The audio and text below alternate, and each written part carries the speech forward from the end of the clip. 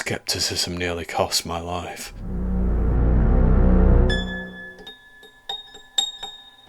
My name is Alice. I've been studying at the University of Michigan for the past 3 years. My dorm mates might be part of some demented scientist's project to develop the perfect geek. Odorous, shower-intolerant boys who love regaling one another with ghost stories and creepypastas. It's like living in a real-world version of Reddit. Imagine the horror. And every night, whilst I attempt to cook in the communal area, one of them pesters me with a tale of terror. Some dreadful thing that they read online, or a friend's story of something seen in the woods. But skepticism nearly cost my life. If I'd simply nodded my head and politely smiled at Tom's story of the Michigan Dogman, perhaps I wouldn't have witnessed the most horrifying spectacle of my life. Perhaps I'd still be rolling my eyes at crude campfire tales and living in beautiful bliss. Ignorance is a blessing that I never used to value. I do now. But I'll never put the genie back in the bottle. Pandora made the world look different. Darker. More dismal. "You don't believe me, do you?" my friend scoffed. "I'm just busy, Tom," I sighed. "I want to cook my pasta and eat it in peace. It's been a long day. I've got assignments due in the—" "Did you tell her?" Mick asked, barging into both the room and the conversation. "I told her," Tom said. "Yes, and I was riveted," I groaned. "He's not messing around with you, Alice," Mick insisted. "You know the diner, right?" "I know the diner. I've eaten there plenty of times," I said. "Right, well, this guy on 4chan talked about seeing some freaky things there," Mick explained. "Twisted, unexplainable things. He saw a beast in the woods. Gangly limbs, furry face, and human torso. It was him.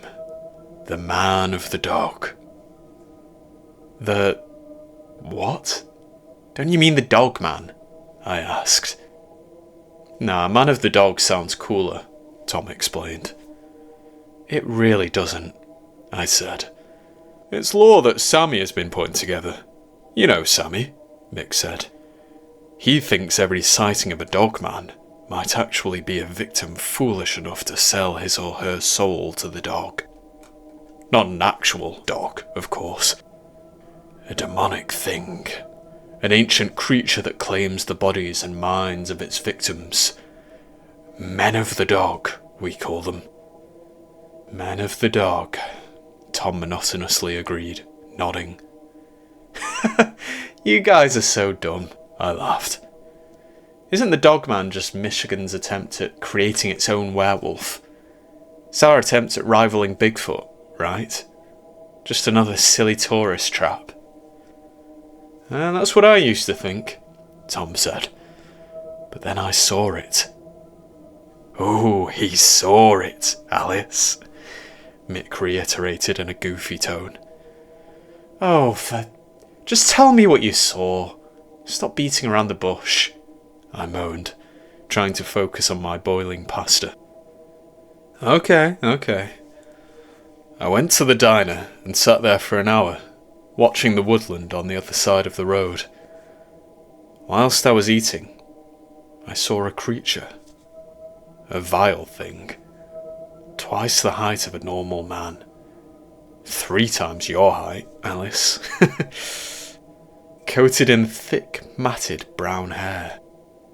Razors for teeth. Devastating eyes. And it looked right at me. Tom said, shuddering. "Why is it so hard for you to believe?" "Yeah, I'm going with Tom to see it for myself tomorrow," Mick announced. "Why don't you come with us, Alice?" "No, I told you that I have to finish my assignments," I said. "What makes you think I have time for that?" "I'll pay for your meal," Mick replied. I'm infuriated to admit that his offer was sufficient to sway me. Embarrassing and shameful, I know. But student life is no walk in the park. The exams and assignments are torturous enough, but the cost of living adds additional unnecessary strain. And that's why the prospect of a free meal, even with strings attached, was far too tantalising to pass up. I wasn't going to say no. I wish, and I wish that I had. I only hope my story deters any other oafs from pursuing things that humans are not supposed to pursue. The following evening, the three of us piled into Tom's car and embarked on a pleasant road trip. Look, I liked the boys. They were good lads, friendly and funny. I know some of you might think that I'd been mean in the kitchen the night before our little excursion, but put yourself in my shoes. Those two guys were dangerously obsessed with the Dogman. Whenever they talked about the creature, it frightened me. When you add that to the stress of endless university assignments and deadlines, it's understandable that I would feel a little on edge whenever they disturbed my peaceful evenings. This is worth it for the free food, Alice, I told myself. We sat in the diner for a good hour, nursing our food and drinks as we surveyed the nearby forest for signs of cryptids. The waitress scowled at us a few times. She was the only person on shift, and there was nobody else in the dilapidated 50s themed establishment at that time of night. She would likely have closed if we'd gone home. "Is there anything else you want?" she pointedly asked, eyeing our half-finished meals. "No thank you," Tom said, smiling. "This burger is delicious." And probably cold by now," she muttered, storming off. Mick smirked. "I think she likes you, Tom. You're into older ladies, aren't you?" Tom chuckled. "Guys, don't be rude," I said. "Look, I've finished my meal and I really need to get back, so just a little longer," Tom pleaded. "It's still too early for the Dogman. That's why he hasn't shown his face yet." "It's 10:07 p.m, I said, showing him my phone screen. "When are we going to let this waitress close for the evening?" The woman definitely heard me, because she gave me a slight smile. A sympathising smile. She saw that I was also trapped in that diner with the two frustrating boys. I silently mouthed an apology, and the waitress nodded her head acceptingly, before making an announcement. "I shut at 10:30, she said. "If you want to order anything else, please do so now, okay?" We're fine, thank you. I'm so sorry about these two," I gushed apologetically. "Holy ravioli," Mick cried, passing his binoculars to Tom. "I just saw the guy." "Are you sure?" Tom gasped, squinting. "Hot diggity Dogman. You're right."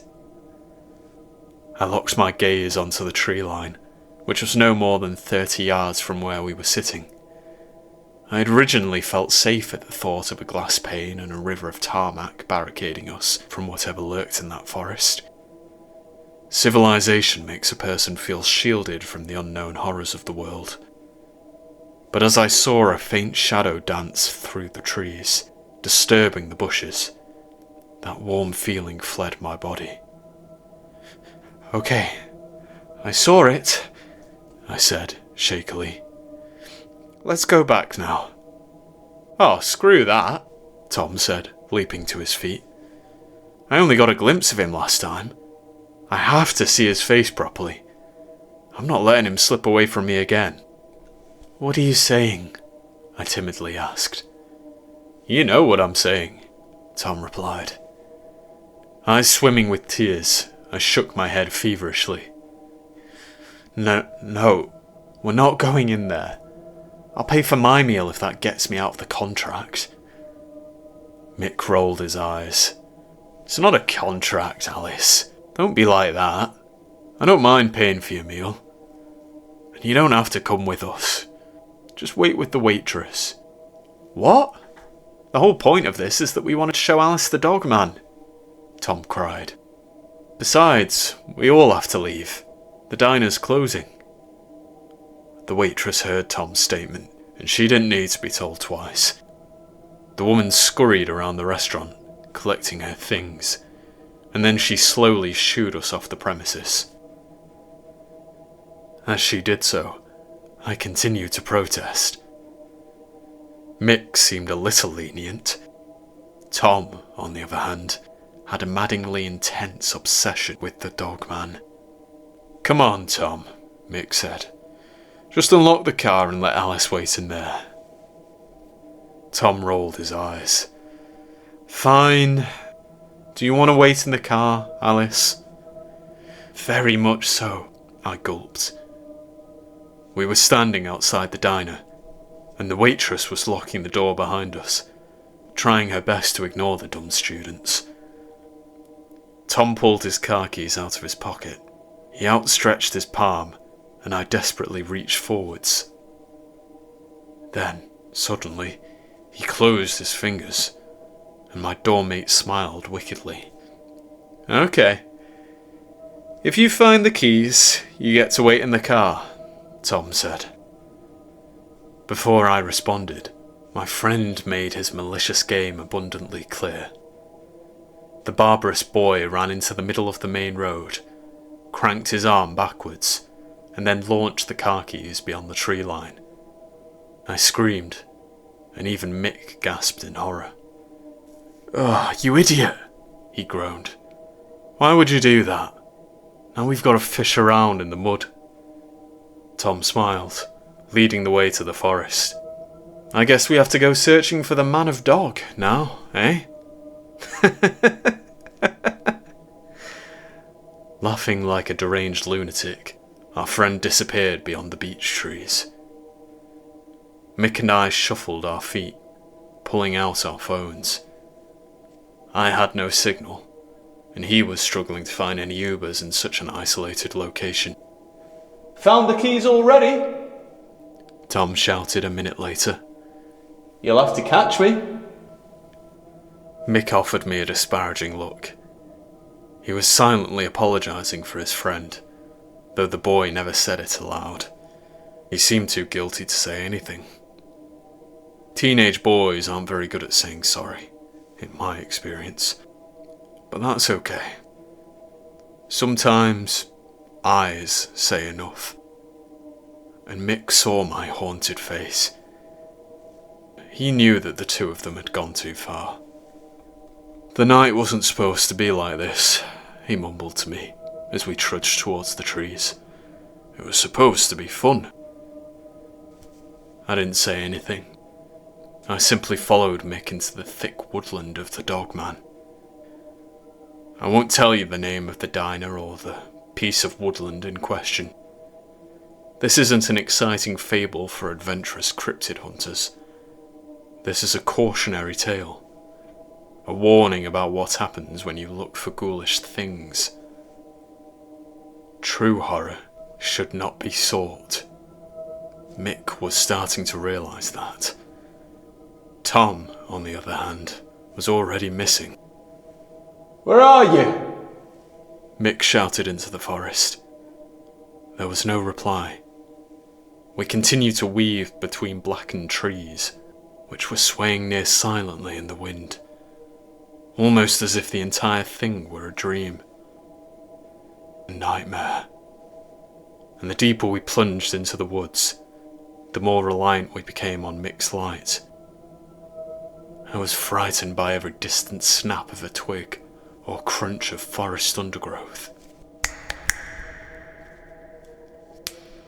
And with each fresh sound, Mick called more fervently for his friend, but I continuously shushed him. I wasn't sure what I'd seen from the diner. I just knew that it hadn't been a figment of my imagination. and I suspected it may well be the source of the terrible sounds. But I didn't want to believe that. Moreover, with every passing minute that we didn't find Tom, it more deeply affirmed my suspicion that something was actually out there. Has it already caught him? Is it stalking us? Those were the tireless questions filling my head. I'd never been so fearful in my life, but that would change before the night had ended. A wolfish howl, clearly something's form of bait, disturbed the silent night. What was that? Mick whimpered. Boo! Mick and I screeched at the top of our lungs. At the sight of our elusive friend emerging from behind a tree, cackling until tears had formed in his eyes, I felt a mixture of emotions. Relief that it wasn't the Dogman, fury at Tom for putting us through that experience, and fear of whatever might be out there. Have you seen it then? Mick asked. Are we going home now? Oh! Tom mimicked a wolf howl and laughed. Are you sure you saw the man of dog from the window, Mick? I haven't seen anything. I'm a bit disappointed. Yes, I saw him by the tree line. Well, maybe we've walked too far, Mick suggested.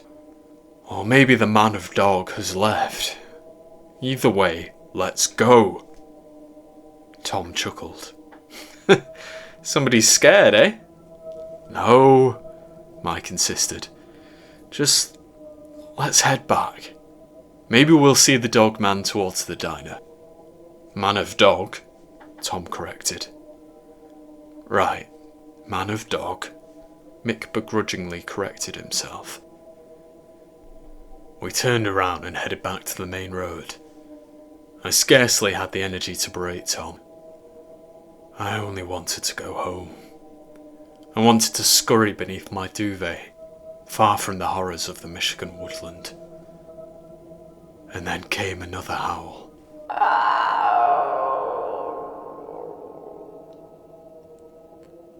Tom hadn't uttered a sound. The noise came from far away, and it wasn't the same. It was a more piercing sound. It chilled my bones and iced the hair on my flesh. Oh my, that was it! We're close, Tom excitedly said. He started to run, and we reluctantly followed. Wait, Mick pleaded. Tom, I don't like this. The night enveloped us, and we stumbled between outlines of tall trees. I was scarcely able to see anything, but the faint outline of a well-lit main road was taunting us in the near distance. We were close to the diner, close to civilization, close to the car. I ran faster than Mick, and he started to plead with me to slow down. I didn't care about any dogman, man of dog, or whatever Tom wanted to call the beast. No, it's just a wolf, I told myself. Or a bear. Just get to the car and go home. When we reached Tom, he was standing at the forest's edge, eyeing the diner, turned to stone by something. I was about to ask what he was doing, but my gaze answered the question. In the car park of the lightless diner, I saw the waitress's vehicle. She hadn't left. The front door was wide open, and a bloody trail led from the car to a spot in the middle of the tarmac. There, towering taller than any man on earth, was a hairy, hellish creature that I still see in the back of my waking mind. A thing almost human. Almost. And that is what made him more direful than any other cryptid I'd seen in pictures or heard described in tales. Mick and Tom were right. This creature used to be a person. Somebody's son or father, perhaps. He used to be someone. Maybe someone good. But that man was long gone. He had become an unholy abomination, victoriously lifting its meal into the air. Its meal being the squirming waitress. Her mangled, resisting body was clinging to its final moments of life. She seized violently as the creature chewed her torso hungrily.